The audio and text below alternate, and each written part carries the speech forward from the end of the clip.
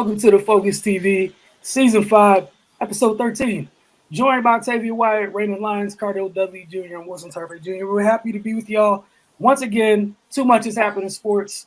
So as always, we got a lot to get through. Tavia's going to talk to you guys about the championship round, the NFL. Keith has two more players. This time I think it's going to be focusing on offensive line. Some of you fans of bad teams, you should pay attention. Ray's going to get you the latest on the Wizards and GoGo. Cardell and I got some updates on college basketball within the area. Got our first WNBA update really because free agency started today. So I'm going to give you guys some few notes from Mystics availability today. MLS is back. My God, that comes back so quick. DC not already playing preseason games. And then we had some fun as always.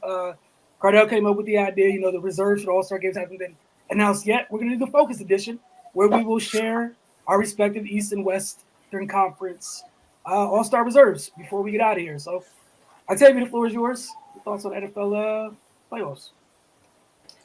Let me take myself off of mute because I almost forgot. It's crazy to think that we're down to the last two teams for the championship at this point. I feel like the season went by so fast, but it went by slow at the same time. But it's definitely probably not what you expected when the season started of these teams that I'm going to name. So in the first championship game this past weekend in the AFC, we had the Bengals versus the Kansas City Chiefs. And the Bengals were victorious, going to their first Super Bowl in the last 33 years. They were victorious 27-24. Joe Burrow was 23-38, 250 yards, 2 touchdowns, one interception, and 5 carries for 25 yards. Mixon had 21 carries for 88 yards. T. Higgins, 6 receptions, 103 yards. Chase had 6 receptions for 54 yards, 1 touchdown, and 1 carry for 3 yards. And Samaje Perine had 3 receptions for 43 yards and 1 touchdown. On the other side, Pat Mahomes, 26-39, 3 touchdowns, 2 interceptions, 3 carries for 19 yards. Jerick McKinnon, 12 carries for 65 yards and 3 receptions for 30 yards. Travis Kelce, 10 receptions, 95 yards and a touchdown. Tyreek Hill, 7 receptions, 78 yards and a touchdown. Mecole Hardman, 3 receptions, 52 yards and a touchdown. To hear all of that, you're probably sitting here looking like, how did Kansas City lose?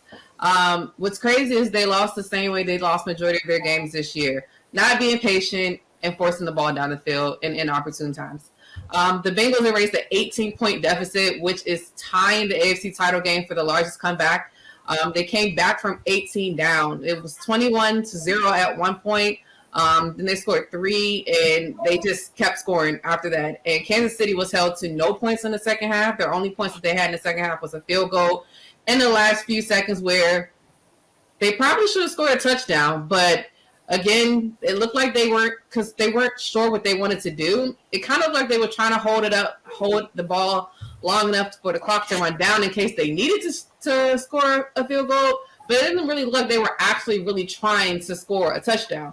So I think they got caught in between there. Sam Hubbard had a huge sack that took them further back. They had an easy field goal in the beginning. It would have been like a 20-yard field goal or something like that. But it ended up being a much longer one. But Harrison Butker did make the field goal, so that tied the game, and they went into overtime.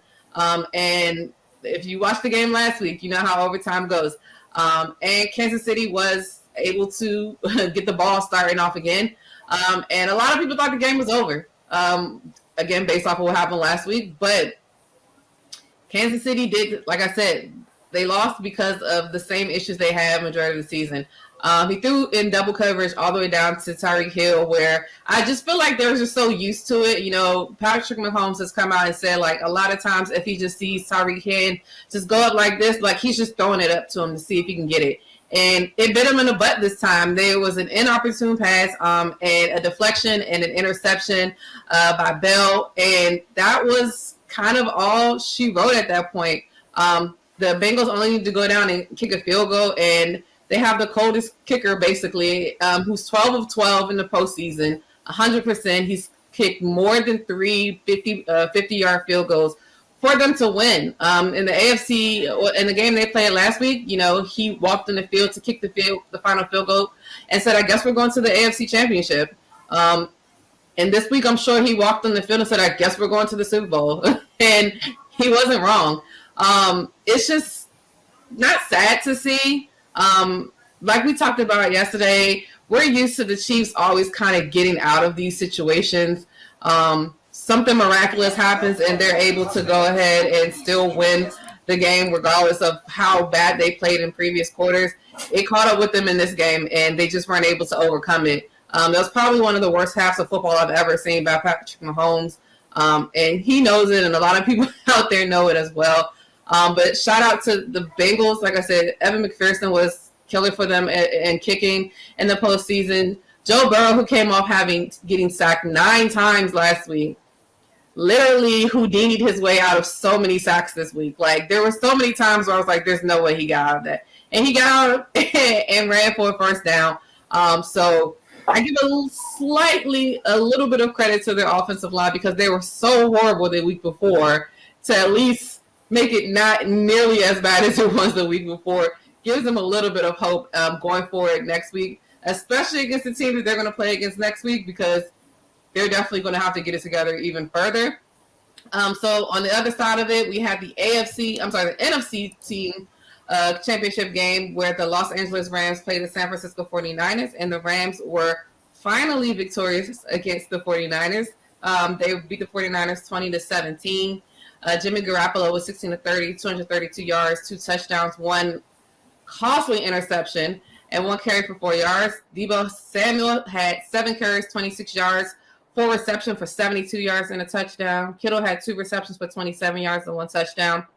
Matthew Stafford was 31-45, 337 yards, 2 touchdowns, 1 interception, and 5 carries for 8 yards. Cam Akers, had 13 carries for 48 yards. Cooper Kupp, everywhere that needs to be there, he was there. 11 receptions, 142 yards, 2 touchdowns, 1 carry for -2 yards.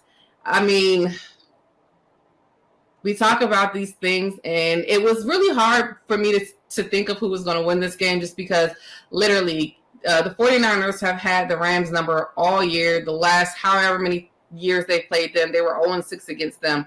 And it looked like it was going to be 0-7 early on in the game. It was just like how we had talked about earlier in the week, just that as long as Jimmy Garoppolo didn't kind of mess up, he just stayed the course, managed the game the way he needed to, they would have been okay. But kudos to the defense for the Rams. I mean, the 49ers couldn't get a running game started. You know, as much as we see Deebo, who's a wide receiver, hybrid running back, you know, for him to only finish with 7 carries for 26 yards, they were loading the box, and they literally were saying, Jimmy Garoppolo, you're going to have to beat us. And Jimmy just was not prepared for that. He missed a lot of key passes to Ayuk. George Kittle down the middle, I just couldn't believe. I think he thought George Kittle was 8 feet tall. And just like, yeah, you're going to catch that. That didn't happen. And then, like I said, that inopportune interception at the end of the game where he just kind of, I called it a Carson Wentz. He did a Carson Wentz where he just kind of lost everything that he thought and just threw the ball up. But even with all of that, you know, the 49ers still had a chance. You know, again, I don't like to put everything on one person for the loss. But Tart had the game right there in his hands with the interception. And had he caught it, we could be having a different conversation. But at the same time, like I said, that was not the last chance that they had to win that game. They had a lot of more opportunities in the game, and they just couldn't get it done. On the other side, Cooper Kupp was everywhere. Matthew Stafford made a lot of passes that he needed to make. And to prove to maybe not himself, because I'm sure he thinks this and he's thought this his entire career, but maybe prove to the naysayers that he can lead a team to a championship game, which he is doing now. But it's going to come down to, can he win one? The Rams have been here before with Jared Goff. So they brought Matthew Stafford in to win the game. They've done this before.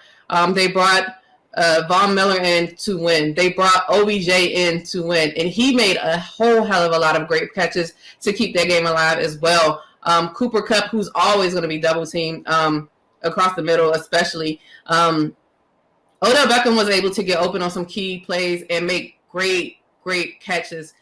So Cleveland, I don't really know what you were doing. Had that man out there just doing nothing and making it seem like he was a cancer to the team. But I mean, he got to LA and fit right in. It looks so easy. Like I don't understand. I mean, he caught touchdowns, he threw touchdowns in the postseason. He was very, very needed for them.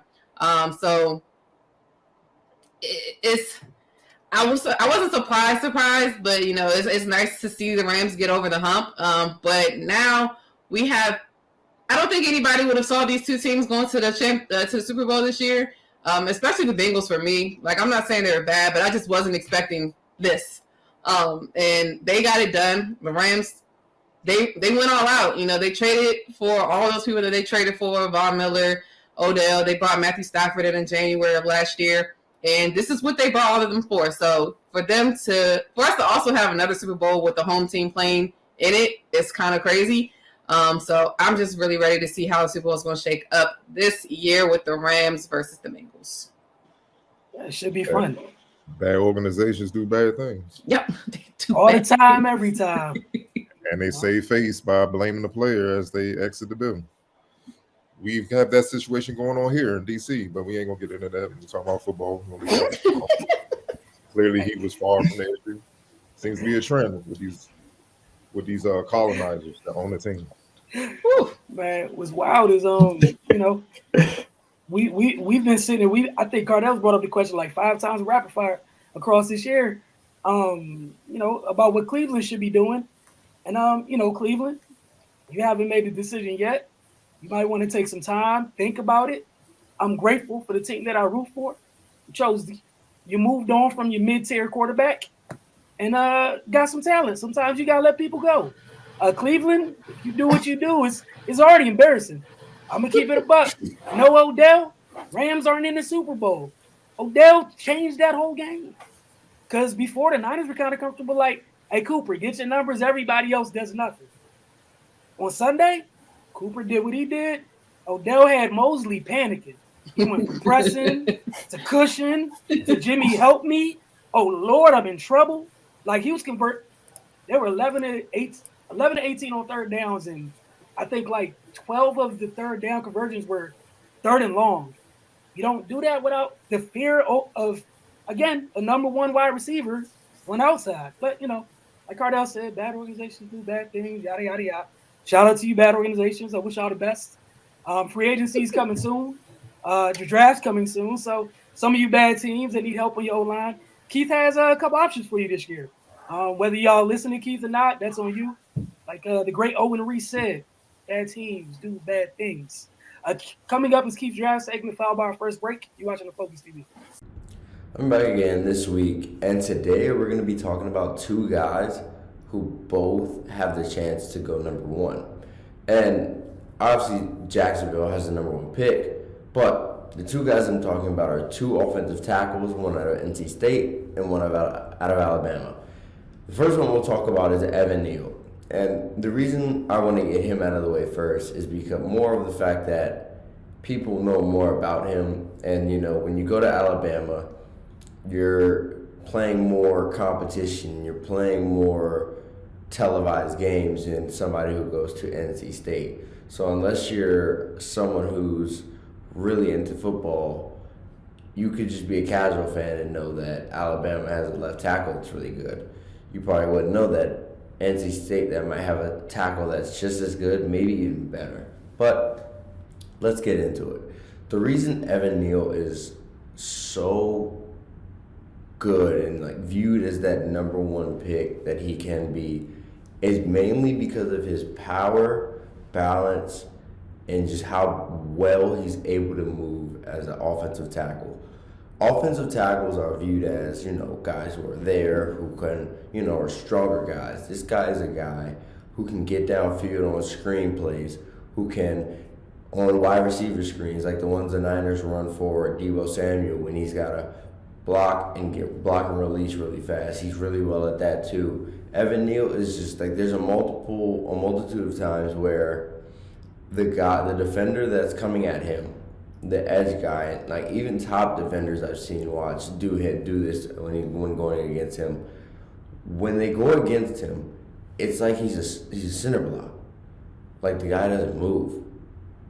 He just, like, I watch all 4 other Alabama offensive linemen allow pressure, and he's just manhandling his guy, doing his job.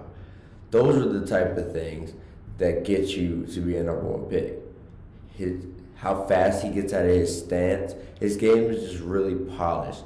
Now, you can tell that he will mess up. He's obviously just coming out of college, and he's gonna. I want to say high expectations, but when you draft a guy, he'll go top 5. When you draft a guy top 5, he'll have high expectations.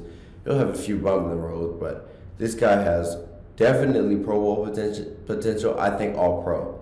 He's super athletic for an offensive tackle. He'll measure really well. He'll do everything that he needs to do, and he's got all the film in the world that he needs to show everybody, like, I'm that guy. But the reason why he is not viewed as offensive tackle number 1 when it goes to like the deeper analysts and things like that is because Ikem Ekwonu out of NC State is very talented. As an offensive tackle, this guy is strong, can move, and just is all around your new day NFL tackle. People won't talk about him because he's out of NC State, but this guy has great balance. Like when he's there, you can watch his footwork. His feet never cross. He always has his feet planted. They're never too close, so that he doesn't lose balance. He's able to adjust during games. He's been thrown a multitude of pass rush moves at him, and he's able to adjust every time. It's one of the bigger things when it comes to offensive linemen that people don't really talk about. It's just like coaching. You got to be able to adjust. You're not going to go one full game doing one pass blocking move every time. Like, you can hit them in their pads each time. Eventually, they're going to grab you and pull you. Or they're going to do a swim move. They're going to do something to throw you off. So you're going to have to adjust during the game. He is really good at adjusting with having a lot of pass rush moves thrown at him. He's shown to be really good at adjusting to those pass rush moves. He, in the run game, is a mauler. Like, this is a guy that you're going to want to run behind. You're going to want to have this guy as your franchise left tackle. And obviously, if Jacksonville scouts are seeing this guy and they're like, okay, now we know what we're getting out of Evan Neal. We're going to get a guy who most likely is going to be a Pro Bowler, can reach All Pro, but I might also have this guy on the table who might reach that best tackle in the NFL one day. Do we take that risk, or do we just take the safe side? It's genuinely all going to come down to how Jacksonville views both tackles. Which one would I prefer? I would take Evan Neal, because when you have Trevor Lawrence in the backfield, it's no taking risks. Like, where they are as a franchise, risks aren't really where you are. So you've got to get a solidified guy who most people think will just come in and be a solid left tackle. But if you're a team who more is, in a rebuild form, but can probably still compete somewhat, that's when you get Ikem. Because once you get Ikem, you have a guy who he'll probably make the Pro Bowl a few times, but this guy can be the best at his position one day with the way that he's able to move, how he is in the run game, and just how he is as a player. You can tell he's very smart. Both of these players are very smart and very talented, and they both probably work very hard, and you can tell on film that these guys watch film when guys are coming at them, because it just looks unfair for other guys to go at them, and they look like they came down from the NFL, jumped right into college, and just manhandled everybody. But those are the two guys that I went over today. They're both very talented. Both have a shot to go number 1 overall, top 5, if anything. And I think whatever team decides to get either one will most likely have a franchise left tackle, or if they decide to move them to right tackle, will have a franchise tackle on their offensive line. Peace.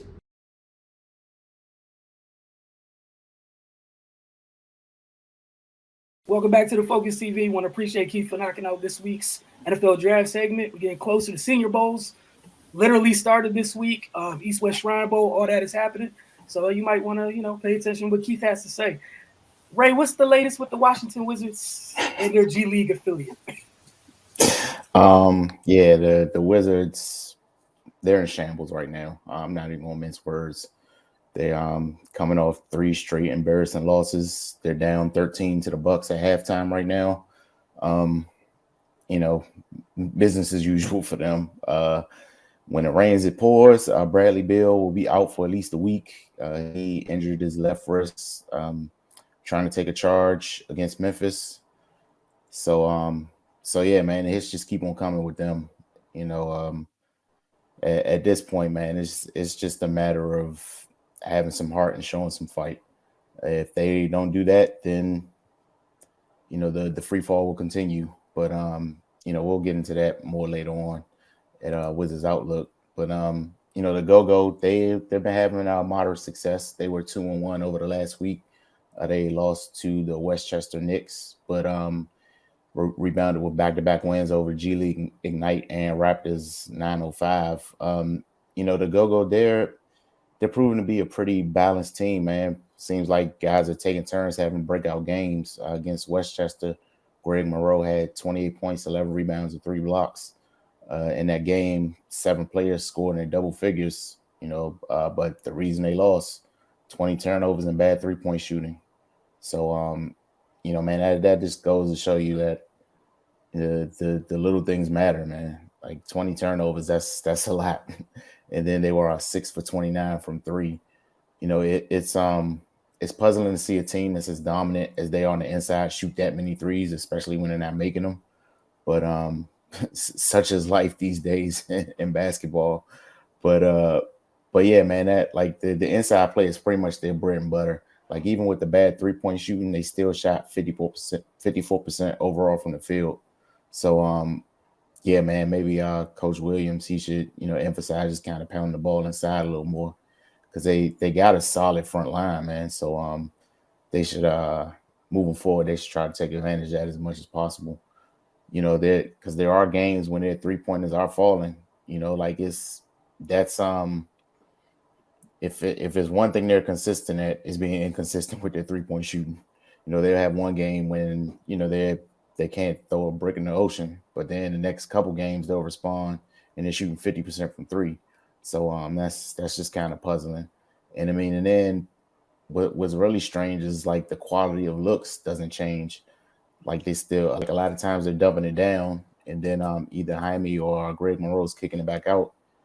And sometimes the guys are making them and sometimes they're not. So, that's just confusing. But I'm sure they'll get in the gym and try to figure that out. But yeah, man, they gel together well. They work well together. Over the last 3 games, at least 6 players have been in double figure scoring for each game. So that's a positive sign. The ball moves, they get quality shots. And then again, the inside play just lends to their effectiveness and their efficiency. Cassius Winston finally joined the party. He had 24 points in 18 minutes the other night. So, hopefully he'll be able to stay on the court more and kind of develop into what they want him to be. He's been battling injury this year. So he hasn't been able to get into a rhythm. But Jordan Goodwin and Shackle, they've been filling in nicely, man. So the GoGo, they got some depth, they got some good players, and guys have been turning in some great performances. So I wouldn't be shocked at all if we see a couple more guys get some opportunities at the next level. So yeah, we'll keep an eye out on them, and I have another update for you next week. Appreciate it, Ray. All right, Cardo, slide it over to you. GW basketball. Yes, sir. More positive news for the GW men's. With fans back in the building for the first time in about 3 weeks due to the rise of, obviously, Omicron. GW defeated Fordham 64-55. GW junior guard James Bishop finished with the game high 25 points on 9 of 18 shooting, 3 of 7 from deep. Ricky Lindo Jr. finished with a double-double, 10 points, 10 rebounds. And Hunter Dean once again, he's been stepping up since they put him in the starting lineup when Ricky Lendo went down. He was quarantined, obviously, with health and safety protocol. Hunter Dean stepped in the lineup, and he's been thorough. He hasn't came back out. He finished with 7 points, but a career high 14 rebounds. This is full straight game with double-digit boards. So he's been thriving, doing all the dirty work, and they needed someone to do that, man. It's been him. GW held, they out rebounded for them 40-32. They started out going back and forth. The game was tied at 15. Then GW went on a 14-3 run to take a 29-18 lead at the 3:48 mark of the first half. Fordham closed with the final 4 points of the first half as GW took a 29-22 lead into the half. James Bishop had 11 points in the first half to lead all scorers. In the second half, GW opened with a quick 4-point spurt to extend the lead back to 11, but Fordham, when they wouldn't go away. Despite GW leading for more than, about the first 25, 30 minutes of the game, the Rams closed it to 40-38 deficit. They closed it to a 2-point deficit. It was 40-38 before Ricky Lendo Jr. Lay in gave GW a 42-38 lead with 12:18 to play. Fordham responded with the 11-2 run to take a 49-44 lead at the 6:15 mark. Then GW then went on a 12-0 run to regain control of the game, and they pretty much closed it out from there. And took out Fordham. GW would look to make it 2 in a row tomorrow. Actually, they won 4 of their last 6 as they host LaSalle. Tip for that is at 7 p.m. The game will be broadcast on ESPN Plus. I'll be at the game, providing coverage as well. And as for the women's side, they dropped to 7-2 after they lost to Crosstown rival George Mason 52-46. Junior Mayowa Taiwo finished with 10 points and 17 rebounds, and senior point guard Kiara Frames added 9 points. 6'2" junior center Jasmine Dolster led George Mason with 13 points and 11 rebounds, and sophomore guard Taylor Jameson added 11 points, 4 rebounds, and 3 assists. George Mason, they jumped on them bad in the first quarter. They led 16-5 at the 1, and they never relinquished the lead. GW made it interesting, outscoring Mason 21-10 in the third quarter, allowing GW to be within 2, 38-36 as the fourth quarter began. But, Mason behind the inside play to Dolster, finished the game on, 14-10 run to hold on for the victory. GW will travel up north to take on St. Bonaventure tomorrow at 7 p.m. as well. All right, for Maryland women, they had 2 games since we last spoke to you. Chloe Bibby showed out on her bobblehead night, scoring 22 points as Maryland knocked off Rutgers 72-55. Bibby's parents were in attendance to see their daughter play, made the trip from Australia. Angel Reese had her 12th double-double of the season. Ashley Wusu had 17. Katie Benson had 10. The Terps used the 14-2 run in the third quarter to take control of that game. A few days later, Maryland faced Penn State for the second time this season, this time on the road. Maryland would win their third consecutive game, 82-71. They're now 15-6 on the year, 7-3 in conference play.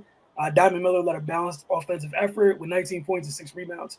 Chloe Bibby recorded her first double-double of the year. Angel Reese had 16. Mimi Collins had 14, which has been her season high to this point. Maryland made a living off second chance points, which is one of the staples of what they do. They take pride in defending, rebounding, and then after getting the board, they like to get out in transition. They pulled down 21 offensive rebounds in this one. Obviously, they would have liked to end the game better, winning by just 9. But what's important is that they're stringing games together because they dropped a few early, and they're trying to climb back up the Big Ten Conference because Michigan has hit the ground running, and they are not trying to relinquish that lead at all. Nas Hillman and Michigan are punching folks. Don't care who you are. Don't care what numbers in front of your school's name. They're handing out L's. Big L's. They just got time for everyone today. And Nas Hillman's she's been a problem as a freshman. Every year she's gotten better and better and better. And, to those of us that have been watching her or following the Big Ten, this is no surprise. She's been a problem every freaking year. But up next for Maryland, they'll hit the road to take on Michigan State on Thursday with another chance to improve the record and continue to try to climb back atop the Big Ten standings. 9-450 breakdown this week. Jamal Hayward will be breaking down a half spin and scoring options off it. Again, a half spin and scoring options off it. That'll be followed by our second break when we get back. Talk a little Mystics, some DC United, and then we'll get into sharing our All-Star reserves, which should be not controversial at all. Promise.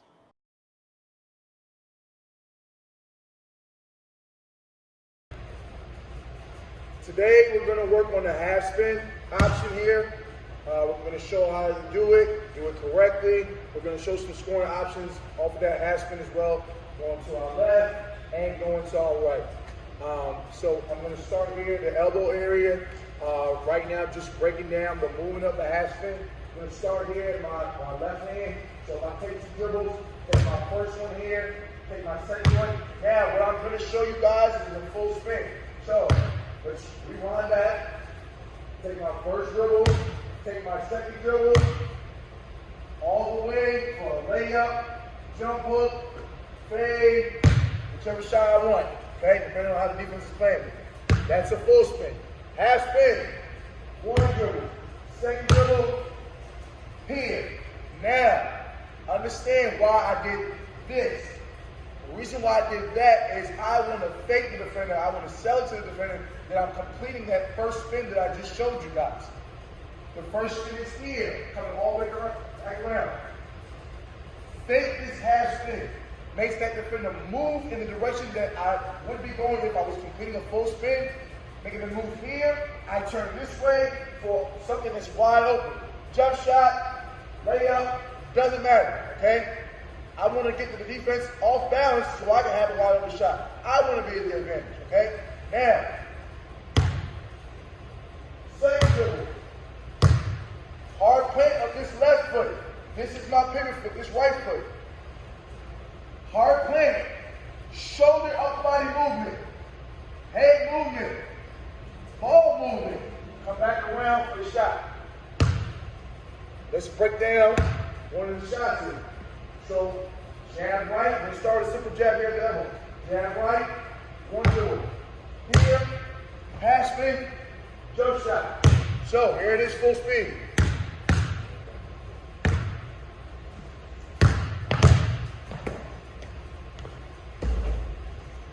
That's one.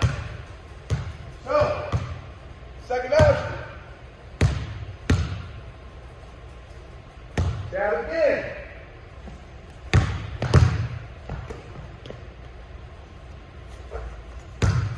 So, now that I'm doing that half spin and they're off balance, I can start playing games with them. So that second shot, I came back here in case they recover. Simple pump fake, jump shot. I can do the same thing going here. Same jab left on this side. Same fake jump shot, same pump fake jump shot. Doesn't matter.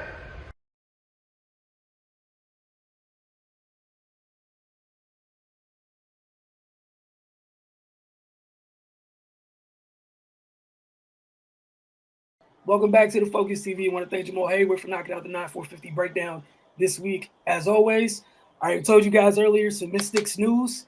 You can get over to Finest Magazine on YouTube. Mama Sports on YouTube. A little bit later tonight, we'll have the availability from earlier today, so you guys can watch it in full if you want to check that out. But free agent signings. They signed Elizabeth Williams, formerly the Atlanta Dream. They brought Tiana Hawkins home. She spent a year, pretty much like a year abroad, and she came right back. They didn't waste any time. Everyone that was on the call today was super happy about her returning. Bacon Gustafson, who we saw last year with Washington, kind of just earned her spot, earned her role. She signed a training camp contract. They also re-signed Maisha Hines-Allen, and they brought back Shatori Walker-Kimbrough. I encourage you to check out our tweets from the presser. Go to Focus TV on Twitter. Just share some quotes from that earlier. The Mystics expect a couple of training camp signings to be announced tonight into tomorrow. And then there's one more move that Coach T said they're anticipating over the next few days. They're being extremely vague about it. Someone asked a question about a backup point guard. He kind of chuckled. So some folks are thinking he's a backup point guard. Coach T got jokes and he likes playing with folks. I'm not expecting a backup point guard, honestly. I don't know what's about to happen, but they got time. They're in a good place. Elena was on the call today. Obviously, she's not a free agent, but everybody always wants to talk to Elena, wonder when she's going to be back. She's crazy excited. She says she's happy to be back. She talked about, someone asked, like, was there a moment recently in terms of when she felt really good? She was like, yeah, she had an hour-long workout recently. She was like, she's going over some post work and going through counters and things like that. And she was like, yeah, when I got through all those moves and, I felt springy, like, I'm good, I'm back. And she said, most importantly, pain-free. And that's the biggest thing. And someone asked, was like, kind of like to the effect, like, do you think you guys wasted an opportunity in the couple games that she played last year? And they're like, no, if anything, it kind of helped. Because one, you can't simulate game activity, which is something we say all the time. So that kind of gave them information in terms of how to continue better her rehab. She also shouted out, her and Coach T, Monumental Sports, they didn't divulge the person's name of who they hired to specifically work with her in terms of improving her movements and being more efficient, but that's played a big role in that. So she also said she could be working with USA Basketball this week when folks come into town with the mini camp they're going to have here. They have some games coming up soon. She didn't say. She said at least with the start, it's going to be non-contact stuff, but she'll be around in terms of trying to be a leader because she's been on the team before, things of that nature. And then in terms of, just with free agency, how it went, Coach T said that Maisha and Elizabeth Williams were their priorities. A lot of people asked about Emma. Emma's pretty much, I don't think it's official yet, or it might be official by now. She's shining with the Chicago Sky, plays with a lot of the Sky players are her teammates overseas. They got one of those loaded European teams. This is not a shock. She has two homes. She has the Mystics and in that loaded team in Europe. Like, it's like a WNBA All-Star team over there. So she's familiar with folks. And Coach T and Maisha were saying he had talked to Maisha about possibly, pretty much maybe they were going to try to find a way to fit Emma back in with bringing in Maisha. But they were saying Emma was pretty upfront about, like, she was upfront with Coach T about what she was going to do in terms of moving on, signing with the Sky. So, Elizabeth Williams was a priority no matter what. So they're cool with everything that's happened. It's kind of part of their plan. And they said the big thing from today was defense. They remember when they made a run, they were one of the best defensive teams in the league, and they want to get back to that. That's the reason for signing Elizabeth Williams for what she brings on the defensive end. They also talked about the type of player that she is on the offensive end that gets overlooked because of her defense. He started talking, just being super giddy about all the defensive options he has. And he said he was joking with Maisha and Elena, like, you guys are surrounded by folks that made the all defensive team. Y'all got to step up. Like, that's essentially that's what it is. So Atkins, Cloud, Alicia Clark, like, you surrounded by elite defenders. So, pretty much there's no room to slack off. Like, you better not. You can't really, right? And then lastly, someone asked about the number one overall pick, which is crazy when you think about this, because that evil man has a number one pick, and people are like, what are they going to do with it? So someone asked, are you guys planning on keeping the pick? He was like, unless something wacky happens, they have no plan on trading it, and they're accounting to selecting some top college players coming into this group. And, let the speculation go crazy and whatnot, but we'll see. If that happens, I've been messed up. Man, talk about speaking things into existence. That's crazy. On DC United, like I said, the Black and Red are currently down in South Florida for training camp the preseason. Some of the latest news, if you haven't heard, like, they've had a lot of things happen. We've been talking about another team in the DC area. Maybe they should hit the big red button. Maybe they should do some things. DC United, nobody had to push them to do anything. They got busy. They acquired defender Hayden Sargis from Sacramento Republic FC in the United Soccer League on a 3-year deal through 2024 with options in 2025, 2026. They acquired a MLS domestic trade fee record of $2 million, exchanging Paul Areola to FC Dallas. The club will receive 1.5 in GAM, that's general allocation money, in 2022, $500,000 in GAM in 2023. DC United will also receive an additional $300,000 in GAM if Areola achieves certain performance-based incentives, aka if he plays and starts and doesn't get hurt, they'll be getting extra money. And they retain 30% of any transfer fee if the player is transferred outside the MLS. So if Areola gets to Dallas, starts cooking, someone overseas is like, hey, Paul, come on over. DC United is just like, ooh, more money. Yay, it's wonderful. 2022 international roster slot they acquired from Nashville SC in exchange for $250,000. And GAM, they acquired Seattle Sounders FC defender Brad Smith in exchange for $750,000. Of GAM, Seattle retains a 10% sell-on fee if Smith is transferred to any club outside of the MLS. They signed SK Rapid Vienna and Greek national team for it. I apologize in advance. I will learn how to pronounce your first name in time. I'm so happy your nickname is so much easier. But Taxiarchis Taxi Fontes to a pre-contract. Fontes will join the Black and Red as a designated player in July 2022. They're trying to get that moved up. We'll see what happens. The 26-year-old has signed a contract through June 30th, 2025 with a club option to extend through the end of 2025. All right, y'all heard me screaming about young boy Kevin Paredes all last year, right? How talented he was, how dynamic he was. He's no longer with DC United. The club has agreed with German Bundesliga side VfL Wolfsburg for a permanent transfer of homegrown winger Kevin Paredes. The Black and Red acquired a club record $7.35 million as a transfer fee plus additional add-ons based on performance, as well as a sell-on fee on any future transfer of the player by Wolfsburg. Shout out to Kevin Paredes. He's still a teenager. Kid just turned 18. Homegrown academy kid. If you want to talk about a success story, you know, you hear about homegrown kids in MLS all the time. That's huge. That's ideally what they had these academies for. So he just turned 18. You're in the Bundesliga, kid. Congratulations. We're going to keep tabs on him. But that's huge, obviously, for the club. The money's great or whatever, but he had his last interview with the club. Obviously, meant a lot to him. Growing up here and everything, this is the first time he's going to be playing away from his family. You know, from VA, you play in DC, it's not that far. No. And then lastly, DC United won their first preseason until beating Inter Miami CF 1-0, courtesy of a Jackson Hopkins goal.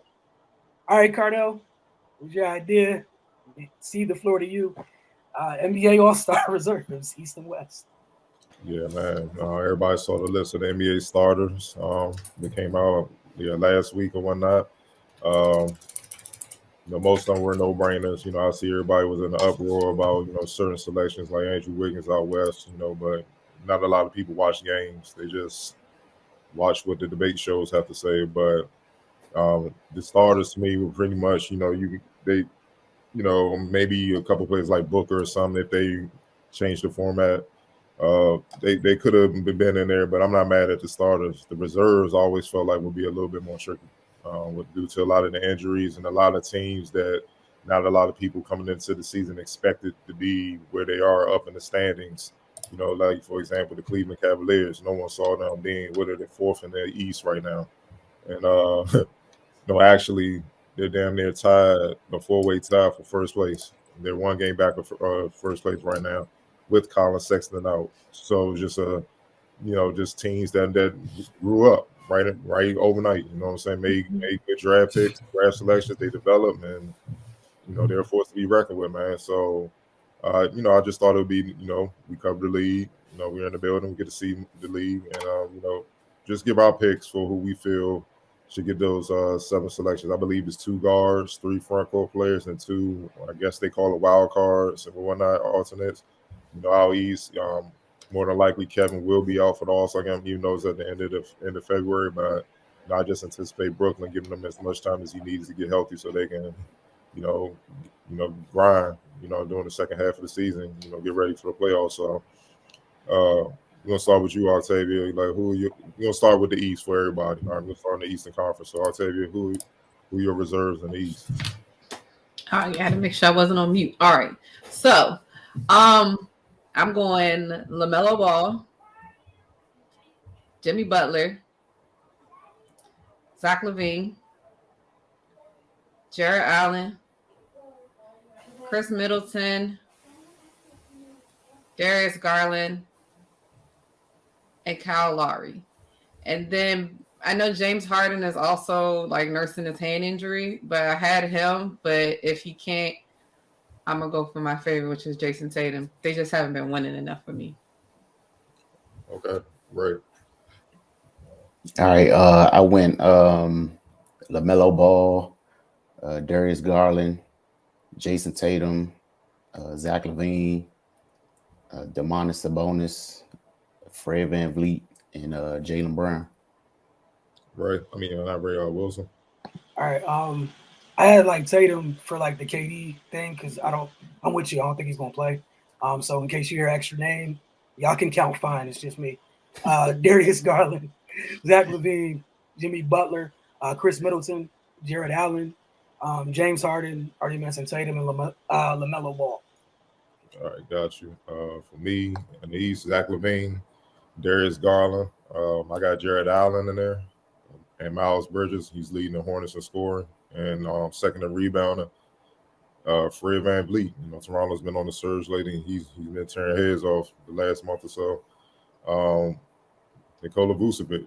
I got him in there as well. The Bulls are still first in the East with LaVine going down and Lonzo Ball going down. Him and DeRozan have been holding it down. Keeping them up there. So that was big for me. And Jason Tatum, like y'all said, just the tear he's been on lately. Boston starting to get some momentum. Pretty much get in. KD more than likely won't play.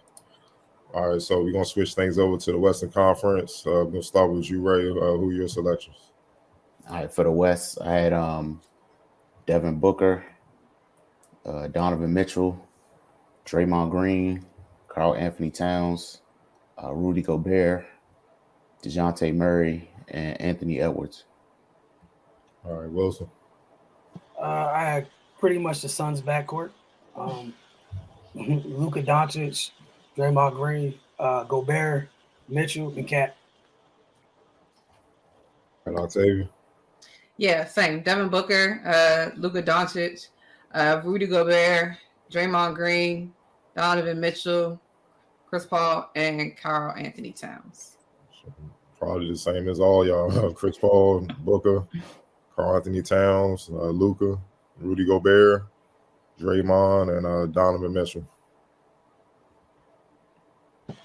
All right. Looking forward to see what the reserves look like. We're happy to share ours with you guys as always. Carter, I think we got time for one rapid fire question before we get out of here. Mm-hmm. One interesting thing that kind of came on, broke, news that broke right before we kind of went on the show. Yes, I want to talk about this. Brian Flores sues NFL teams. He alleges racism in the hiring process. Should be no shock to any of us. We all know what it is. He's alleging discrimination regarding his interview process with Denver and New York and his firing last month by Miami. The 58-page lawsuit was filed in Manhattan federal court Tuesday and seeks class action status. In it, Flores alleges Dolphins owner Stephen Ross attempted to incentivize him to tank or purposely lose games shortly after he was hired in 2019, with Ross allegedly offering Flores $100,000 for every loss that season. Sheesh. Everybody lose. Flores says that as the team won games late in the season, Dolphins general manager Chris Greer told him Ross was mad that Flores' on-field success was compromising the team's draft position. Additionally, Flores alleges Ross pressured him into recruiting a prominent quarterback at the end of the 2019 season, which Flores refused so as not to violate the NFL's rules on tampering. Ross then allegedly invited Flores into a yacht for lunch in the winter of 2020, where he informed him that the quarterback was conveniently arriving at the marina for an impromptu meeting. Flores again refused the meeting and left the yacht. Afterward, Flores alleges he was treated with disdain and held out as someone who was non-compliant and difficult to work with. He was eventually fired on January 10th, 2022, despite recording the franchise's first back-to-back winning season since 2003, 10-6 in 2020, 9-8 in 2021. Flores also alleged that the Giants interviewed him last month for their head coaching vacancy for no other reason than compliance with the NFL's Rooney Rule, which requires teams to interview minority candidates for their open positions. The league has amended that rule in recent years and now says teams must hold an in-person interview with at least one external minority candidate for any general manager or head coach opening. Not gonna keep going. Y'all kind of get the idea of what's going on. Wilson, start with you, man. Just what are your thoughts on that?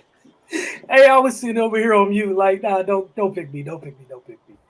Then I figured I was going to go first. I would love to say I wish I was shocked. But we've been here before. It's a few years back with a quarterback, and people pretty much deaf, dumb, and blind and ignored it as if it didn't happen. So here we are, shocker this time with the head coach. It's just kind of like confirmation of what we already thought, knew, that while maybe the Rooney Rule was instituted with good intentions, the execution of it, oh man, it's a joke. You're not going, like, if a certain group of people feel that type of way, they're not. All you provided them with was, I just check off a box and keep it moving. I think I know you stopped reading, but I go into it real quick, talk about a meeting with the Broncos brass with then GM John Elway and their president, their chief of operations. Flores, I don't know how Team Brash shows up an hour late to an interview that they scheduled, disheveled out of it, looking like they've been through it, like they were on a bender, not worried about it. But that's how you can approach something when the process was done already. That's probably why you were on a bender. You finished your work. It's time to let off some steam. Oh, we got that last little interview real quick. What time is it tomorrow? 12:30. Ah, man, I get there when I get there. It is what it is. And shortly thereafter, Vic Fangio's hired, and I have nothing against Vic. Love Vic, but that's the issue here, right? And I'm interested now. I'm thinking back to something. So the Vikings just hired this young man named Kwesi. I forget his last name. He spent some time in the Niners and Browns organizations. He's now their new GM or whatever, right? They'd interviewed DeMeco Ryans already, and then all of a sudden today, I think after Sunday night, DeMeco, Shanahan and company talked to the media today, saying DeMeco texted him on Sunday, like he declined the Vikings second interview. And that was, I was watching that today. Cool, don't think anything of it. Probably don't want to go to Vikings. Great, not a big deal. This comes out today. You said it's a class action lawsuit. And no, I'm not saying DeMeco is a part of this, but class action means it's more than one person. They got other people in this. And the fact that, one, I'm sure it's not hard to have other people. And, like, keep in mind what you said about Miami. They've been trashed since the 80s. Dude has back-to-back winning seasons while you're actively working against that. That's crazy. And then you fire him. And to make matters worse, y'all didn't get the quarterback he wanted. And then when he fired him, all we heard out of Miami is Brian Flores is tough to work with. Brian Flores, we didn't hear that when he was in New England. And matter of fact, I'm gonna give him his credit. When the Rams went to the Super Bowl, that wasn't Bill Belichick that came up with that defense that's messing up the Shanahan McVay run games and everything. That was freaking Brian Flores. That 5-man and that 6-man box, or that six line that they've been doing to deal with that. That was him. Not getting any credit for it whatsoever. Again, not shocked, but nah, man, this is just par for the course. And I'm just interested to see how it goes now, because also it's really weird. NFL already had like a pre-programmed response to it that quick. So y'all knew what y'all did. You've been aware of it. You just probably didn't think he was going to actually go do with the lawsuit. But again, shocker. Right. Yeah. If you're surprised, you just haven't been paying attention. Like this is business as usual for them. I'm actually impressed by how much they obviously don't care. Like then, especially with this whole thing with the Washington football team, that whole deal about to start. Like NFL just is determined to have this shit in the streets, man. But it's got potential to get ugly. But yeah, this is not. I'm not surprised in the least bit. I mean, we already know what the deal is with with how they treat minorities in leadership positions. I think I want to say it was last year during the playoffs. Wilson said the greatest defense you could play against the Chiefs is to make Eric Bieniemy a head coach. But unfortunately, nobody wants to hire a black man. Like, it's crazy, man. Especially with the number of qualified and proven black assistants that are that are littering teams that are competing for Super Bowls. And then you look at when the head coaching positions open up, those names are not even mentioned. And if they are, it's just to satisfy, the Rooney Rule, which, that just get rid of it, man. Like, don't lie to us anymore. Just get rid of it because it's not making a difference. People gonna do what they gonna do. But yeah, either they can wise up and then just, at least for optics sake, do better business, or they can wait until something drastic happens and then you're forced to change and after you've dug yourself into a hole. But we'll see, man. I'm not betting that they care enough to change the way they operate. It always just blows my mind how they don't think that black head coaches would be good when 70% of the league players are black. So your top stars are black, which means most of them have a pretty high IQ in the game. And then a lot of these assistant coaches and player position coaches and defensive coordinators and offensive coordinators are previous players who were good.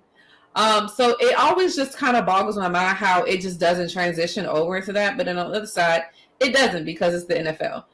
Like you all said, like, I'm not surprised at this at all. I was more so just surprised that it actually came out and that somebody actually is suing for this specific situation. That's the one thing that surprised me the most, is I was like, okay, somebody actually really did it.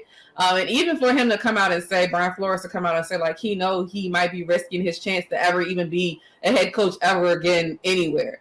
And I commend him for that, because that takes a lot of guts to do, especially something that you probably really want to do for the rest of your life and something that you enjoy doing. But an injustice is an injustice, and you need to stand up for yourself and stand up for others. It's just crazy to me, and the fact that he has so many examples in just this one cycle. Like, we're only talking about what's happened from him getting fired in Miami. And even I know he talked about what happened in 2019 in Miami, but then he's also suing 3 separate teams because of the hiring process, being the Broncos, the Dolphins, and the Broncos and the Giants. The situation with the Giants is even crazy too. Like, it's like they set up an interview for him, but then hours later, Bill Belichick said, like, oh yeah, they already told me that you're their guy. Oops, not you. Not that Brian, the other Brian. I'm sorry, Brian Dable, not Brian Flores. Oops, my bad. An hour or so after they had already set up his interview for 2 days later. Hey, I'm a wild, to me, it's crazy. You don't believe it. He went for 2. So it's just wild that those type of things are happening. And like, now people are like, all right, I'm tired of this. Like, let's put it out there. Because there are so many great assistant coaches, position coaches. Like, I've seen Deuce Staley personally, just because he was a Eagles running back coach forever. And I still don't understand how he doesn't even have any type of anything. Like, I think he's in Indianapolis now because he went where Frank Wright is. But there's so many of them. And the fact that we have, like, literally, one, I think, right now, which is Tomlin, who's been there forever since now that they lost Brian Flores as a head coach. I don't think there's any other black head coaches in the NFL. And that's crazy to me. And the fact that they can try to justify it as, well, this is who we think is the best for our program, is a bunch of bull, because it doesn't make any sense. Why, like you all said as well, like, the Rooney Rule is good in theory, but another thing is wasting people's time. You're wasting my time to pretend that you're really going to do this thing that we all know you're never really going to do. So why am I wasting my time to be away from my family and going all these fake interviews for nothing to happen? It's still a travesty that Eric Bieniemy is not a head coach. Like, it's wild. Like, I have no clue how this makes sense. And then you hire Mike Eberflus, who half of Chicago doesn't even know who the heck he is. And you got Justin Fields, who needs an offensive coach. Like, make sense to me. That doesn't make any sense to me. It doesn't make any sense. And it's just wild. And I am so excited. I'll be sitting with my popcorn ready to know what happens in this lawsuit, because I want to see if it's really going to go down, like how it should go down. To quote the great philosopher, Method Man, cash rules everything around me. That's why they feel they can move the way they can move. They have a lot of money, a lot of prestige, a lot of power. And, once you make a certain amount of money, you kind of see it, on the basketball side, the NBA, they have FU money. And it's not going away anytime soon. And obviously, to get even deeper, they have the, let's just say supremacy factor on their side as well. You know what I mean? And we're going to just leave it at that. It's just, I'm with y'all. I'm just not shocked. I actually applaud Flores for having the guts to really fight them on their terms, because I feel like too many times with us, we complain, taking on the chin, but we really don't do the necessary things to fight because we're scared of losing another opportunity. And I'm like, well, eventually, when you just keep complaining, no one wants to hear it. You got to fight for yourself. You got to stand up for it. And and I applaud him, because Flores, like he said, he clearly understands that this probably will end his chances of coaching in the NFL again, and possibly college, because everything trickles down from the pro league to all the lower levels. You know what I mean? So, but what if he wins? You know what I mean? He won't need to coach no more, and it will help the next wave of black aspiring coaches get real opportunities. So if he got to be the guy to take the L to make that happen, I'm all for it. And black players need to rally behind him. You know what I mean? Like, to me, oftentimes, and I'm just gonna keep it real, I don't see enough black players standing up for black coaches at all across sports. They just stand up for themselves in the playing aspect so they can keep making a certain amount of money or whatnot. But dog, your career will be over soon, and then you're gonna want to be in front office, and then you're gonna wonder why you're not getting the opportunity. That's a totally different ball game. So why don't you, when you have power now, make sure you're empowering other brothers and sisters to do more than just be assistant coaches on the sideline, where they can get in the front office and scout and stuff like that. Because the reason why a lot of people are unsatisfied with the quality of play, even a little bit with the football, football side is catering more and more to the offenses, where the defense is a handicap. You know what I mean? Get some football people up there. You know what I'm saying? Get some real football people, some real football minds in there that connects to the players on the field, which boggles my mind as to why they don't hire more black coaches in the first place. Black coaches will understand a brother's situation in anything. You know what I mean? If he off his game, what's going on, man? Me and my girl had argument. Hey, say no more, man. Go handle that so you can be right next week. No disrespect, a white coach may not even understand it. What you mean you having problems with your girl? Like Doesn't she just be quiet? That's what goes on in his household. We don't do that. That's what goes on in their household. They're just soccer moms. You know what I'm saying? All you got to worry about them is catching a ticket for driving too slow. You see what I'm saying? They don't understand black problems. And that's just the reason why. Like, why you think Mike Tomlin is still employed? And I applaud the Steelers for rocking with him, because he hasn't always had the most support, especially by some alums. Terry Bradshaw always speaking out against him and stuff like that, but we won't even go there. It's just, like I said, I'm rooting for him. I really hope he wins. I really do. I'm not surprised Elway was drunk at the bar. He was drunk at the bar when he passed on Lamar, but we're still paying for it.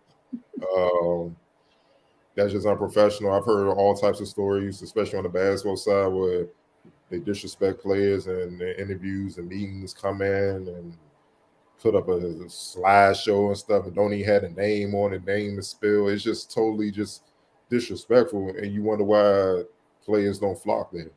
You know what I'm saying? And it's not a coincidence that some of these teams that he named that he's suing are all in the lottery right now, that they're trash. So But we said earlier, bad organizations. Bad teams do bad things, guys. Let's just make a banner. I wasn't a fan of the Vic Fangio hiring. He proved me right.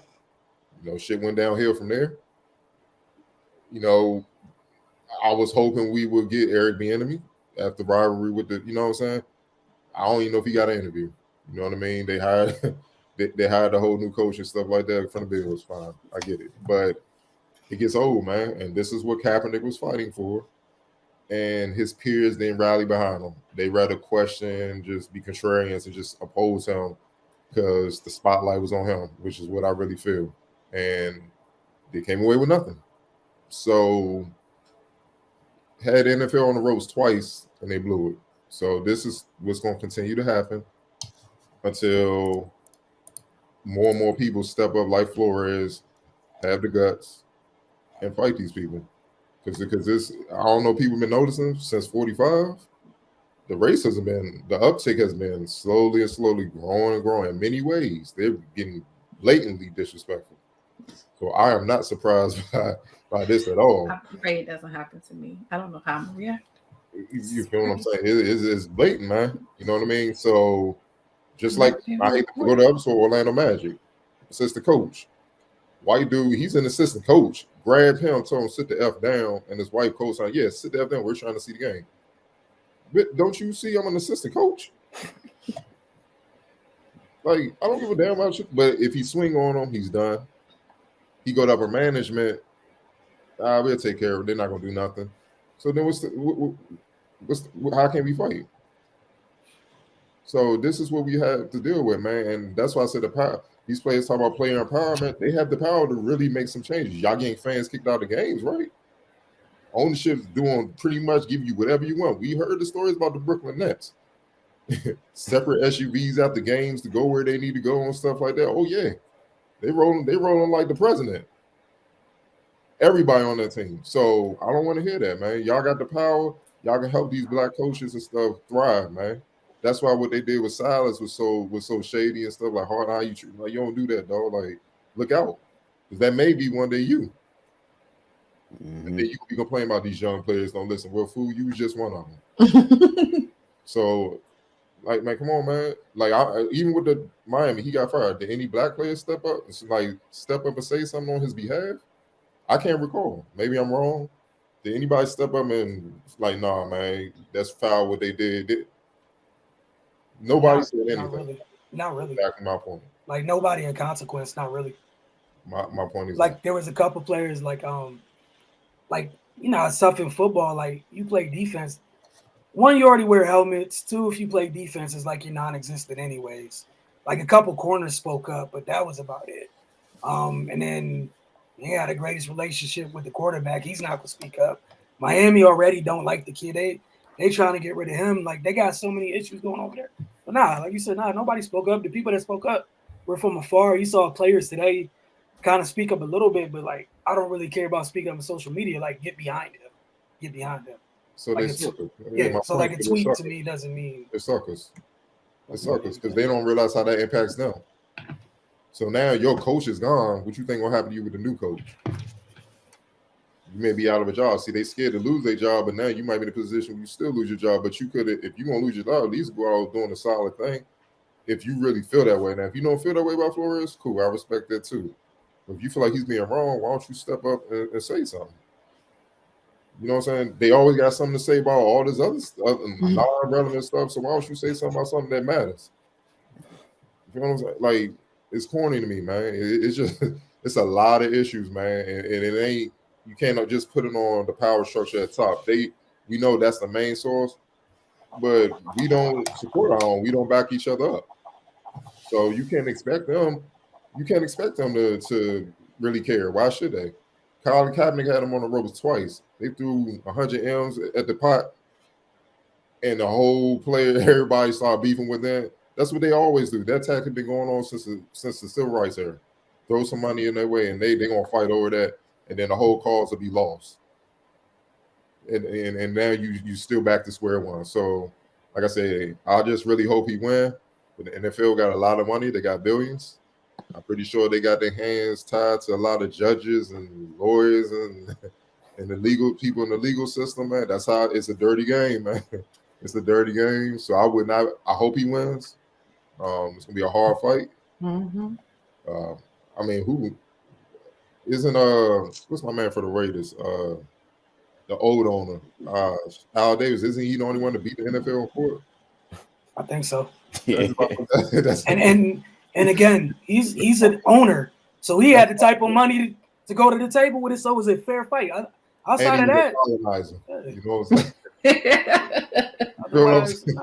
So the odds are against my man winning, dog. That's what I'm trying to say, dog. So, and they don't lose in court, dog. They don't like the feds, dog. They win a lot of their cases, bro. I don't even think it's going to get to court, man. It's going to resolve itself like the cap thing. It's going to be a big old settlement. We'll never hear the amount. Like, and lawyers like, just take this, man. This is all you're going to get. And then it'll be an undisclosed amount, and that'll be the closest you get to admit that we did wrong.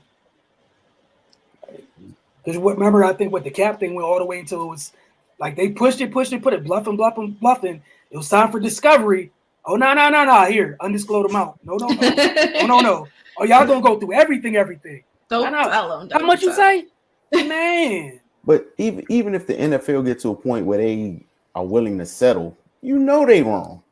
But that's the thing. Like they did that the last time, and all it was like people got quiet for like 10 seconds. Business as usual. You don't do an undisclosed settlement, bruh. That's Richie Rich bread. That's enough for like. Please like don't, feds, bro. They can keep showing up to court forever. Like we can keep doing this. You are gonna get tired of showing up, and I know you ain't got the money. You ain't working no more. Hope you save some of they it. do like the feds, though. They just gonna keep popping up. I'm not even gonna show up. I'm just gonna send a representative for the team. We here. What they say? Oh, we gotta be back the other day next week. Boom. And he gonna get like that's how they win. They just weigh you down, man. Until the lawyer like, look, man, this joint ain't going nowhere, dog. Just take what you can get and just keep moving. And then you get one day, you take what you get, and it disappears. And then now you the opportunity. That's why I say, but it's more power in numbers. You know what I'm saying? Patrick Mahomes speak up, Lamar Jackson speak up. You know, those type of players, when players like that start speaking Dakota. Come on, Dakota. Man, look, man. So, y'all just named 2 Trump supporters. That's true. Oh man, we gotta go back to the drawing board. Like, who else out there? Yeah, but it still proves my point that they won't even back them up. Mm-hmm. So it's kind of, you know what I mean? And they know that. I'm talking about the white power structure up top. They know that. So, you know what I'm saying? It's no way. I just don't see no way this gonna ever change, man. Yeah, it's like I'm just shocked that Tomlin still got a job. It's been a couple times the last few years. I'm like, damn, man, this might be it, dog. But you want to know what the biggest thing with that one is? My man's been so great, you can't even find an excuse to do it. Like the man had a winning record with Mason Rudolph. Like you couldn't even like he made sure like this is y'all one chance. Oh, now we going on a run to end the season. I am not going to finish 500. I wouldn't even need the satisfaction of it. That's and that's what's so sad. That's how great he's been. Meanwhile,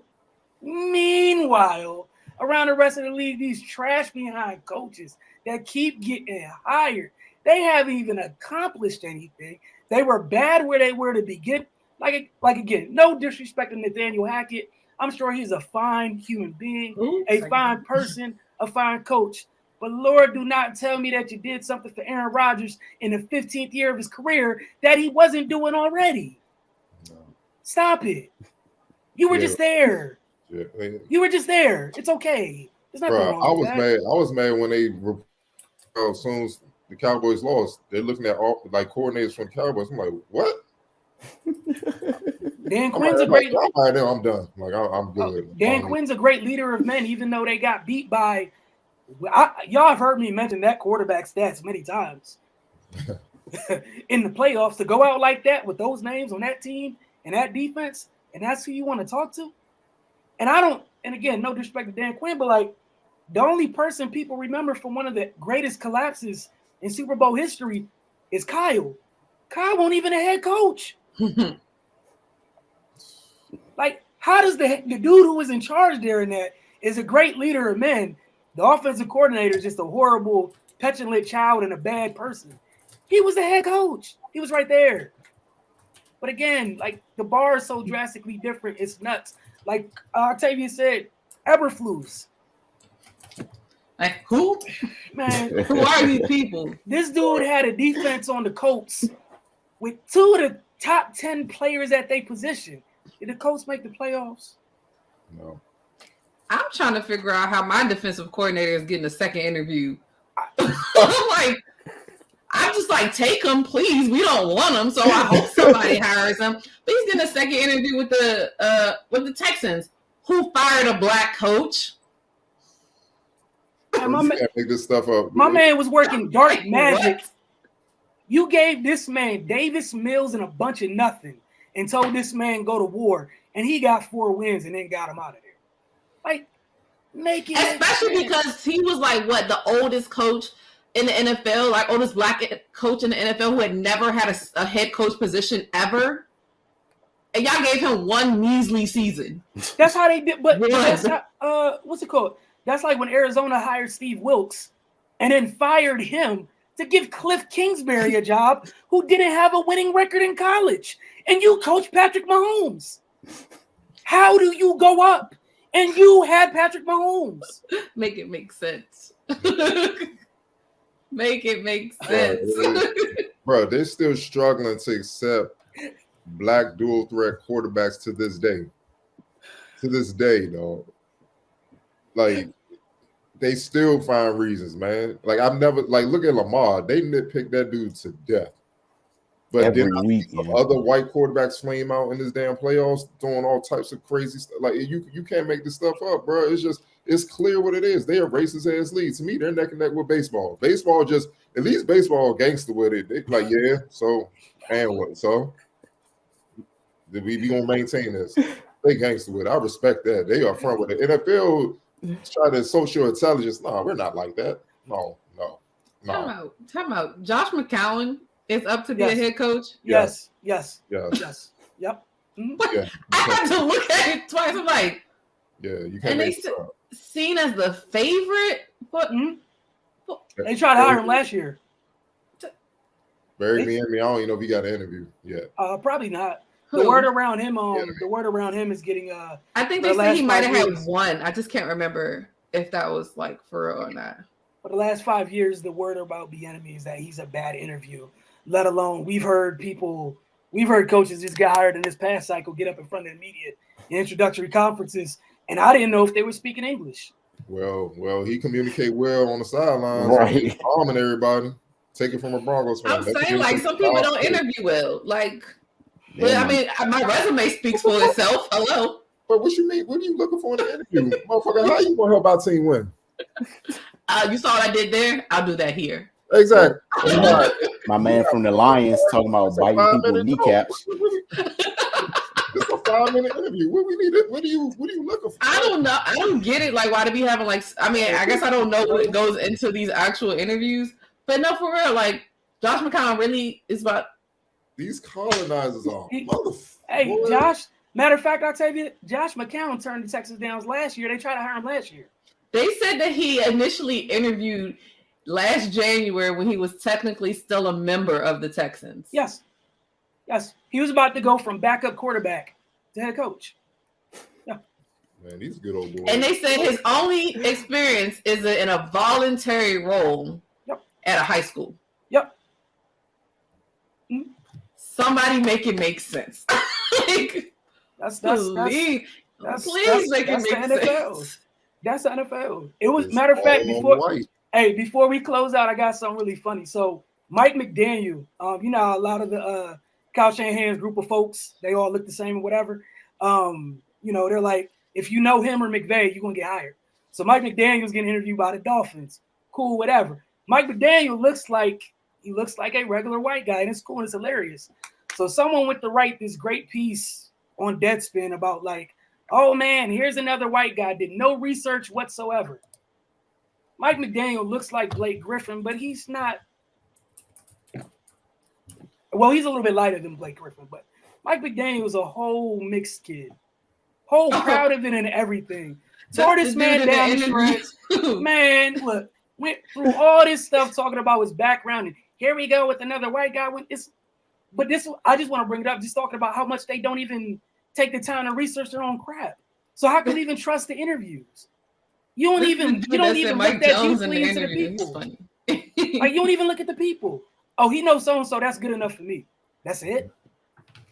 That's it. Like that's it. That's all. That's it. We done. Andy Reid don't got the juice anymore. You don't have juice anymore. I'm saying, well, like, hello. Every one of his other assistants that doesn't look like Eric got a gig. Oh, okay. So Because I mean, there's a whole Andy Reid tree out there. I know, a whole tree. And that's Eric why just sitting over there on the last little they've leaf. been Like, dominating the AFC. They've been what, four straight AFC championship games.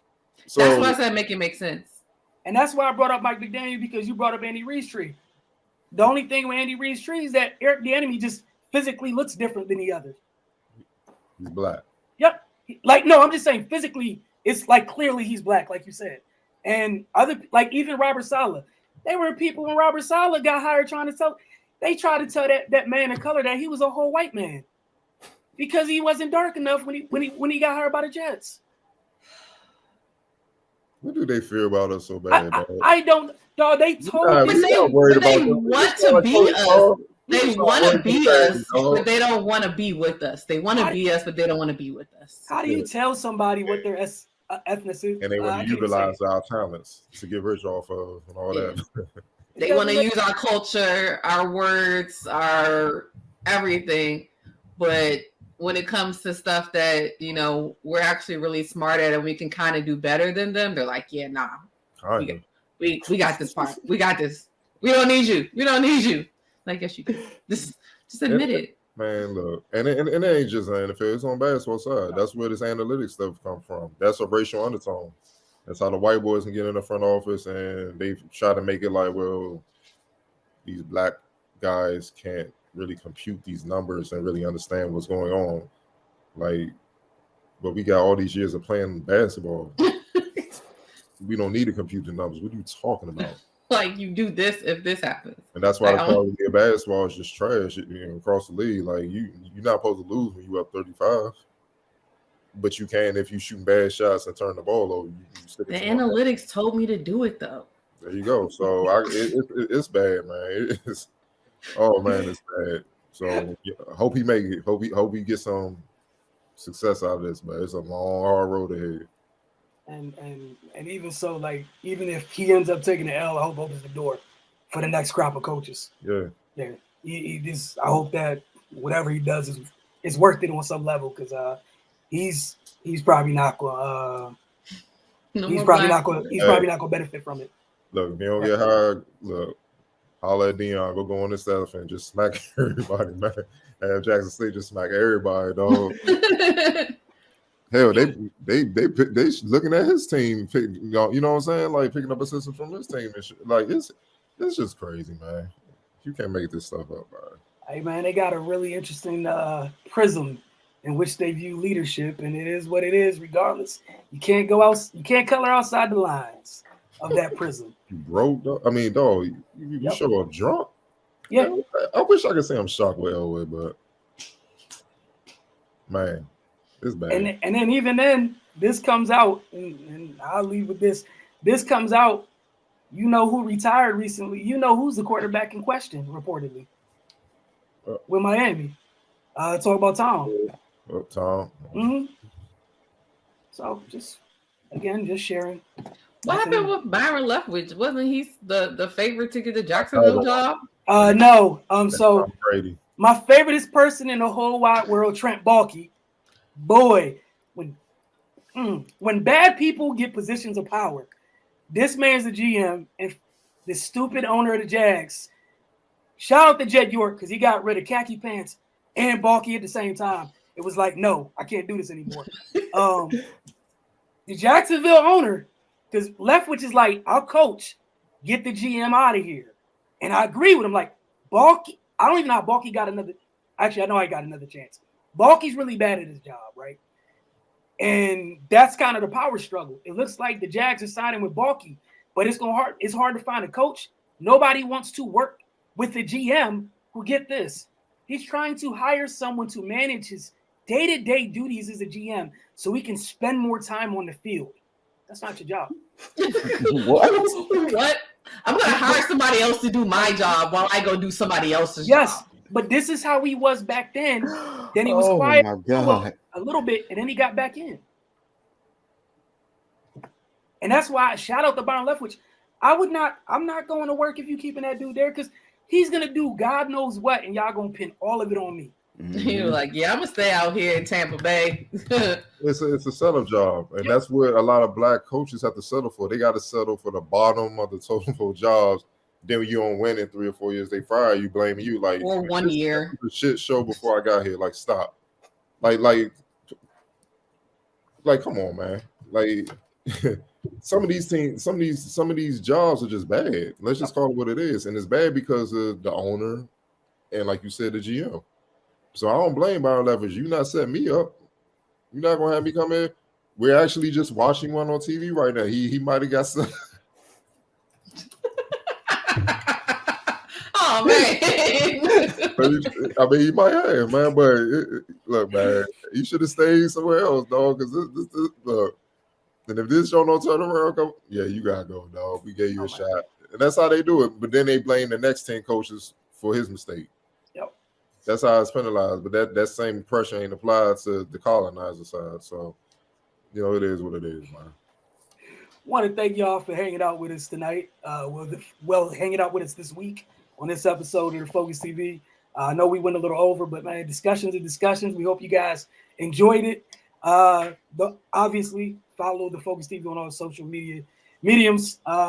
Wizards fans, y'all already know what time it is. Anytime y'all tune in for a game, 20, 30 minutes later, we got Wizards Outlook. And as always, like I always like to say, they determine what we talk about. So we'll be talking to some of y'all just a little bit. They got a tough stretch. Beal's out. Fun times ahead. Trade deadline coming up, you know. Interesting times. And we'll see y'all next week. Thanks for watching the Focus TV. For Octavia, Raymond, Cardell, myself. Y'all have a great week.